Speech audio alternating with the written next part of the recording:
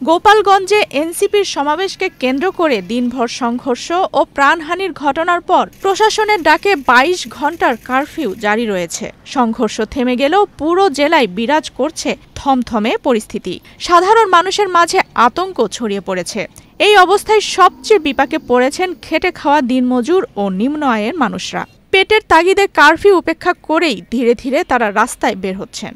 ভাই আমরা হলো মনে করেন যে দিন আনি দিন খাই বাড়ার গাড়ি, বুঝছেন? এখন আমাদের পেটের দায়ে মনে করেন যে বেরোইতে হয়, বুঝছেন?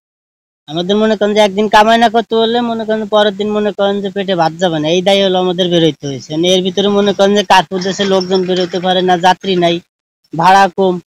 এর ভিতরে মনে করেন যে কয় টাকা কামাইছি ভাড়া দিলে মনে করেন যে পকেটে ১ টাকাও থাকতো না। সকালবেলা বাসার থেকে আসার সময় বলে দিয়েছে যে বাসায় চাল নাই, খরচের টাকা নিয়ে মানে আইছি। জি না, আমরা খাবো কি? গরিব মানুষ, এই জন্য আমরা বার হয়েছি। জি আমরা পলায় পলায় গাড়িটা চালাচ্ছি। যাত্রী এখন কম, প্রচুর কম। কারফিউ চলাকালীন শহরের রাস্তাঘাট প্রায় জনমানব শূন্য থাকলেও পরিবারের মুখে খাবার তুলে দিতে দিনমজুররা বাধ্য হয়েই বের হচ্ছেন। যাত্রী কম থাকলেও রিকশা ও ইজিবাইক চালকরা জীবিকার তাগিদে রাস্তায় নেমেছেন। এদিকে আতঙ্কের কারণে শহরের সব ব্যবসা প্রতিষ্ঠান বন্ধ রেখে ঘরে অবস্থান করছেন ব্যবসায়ীরা। পরিস্থিতি স্বাভাবিক হলেও গোপাল জুড়ে এখনও এক ধরনের চাপা উৎকণ্ঠা বিরাজ করছে। কালকে সারাদিন মিটিং ছিল, জ্ঞান ভয় ছিল, বাড়াতে পারি নাই, ইনকাম করতে পারি নাই। আজকে তো একটু বেরোতেই হবে, কি করবো পেটের জ্বালায়। সকালবেলাতে ঘুরতেছে, অবশ্য কেউ জিজ্ঞেস করছে না, কিছু বলতেছে না, যাদের একটু নির্দ্বিধায় চলতেছে আর কি। যথেষ্ট পরিমাণ আতঙ্ক, মানে এত রাস্তায় যে অবস্থা ছিল সকালবেলাতে এখন পরিষ্কার হয়েছে, এর আগে তো খুব আতঙ্ক ছিলাম, কোন না কি হয়ে যাবে, কখন হামলা হয় এই আর কি।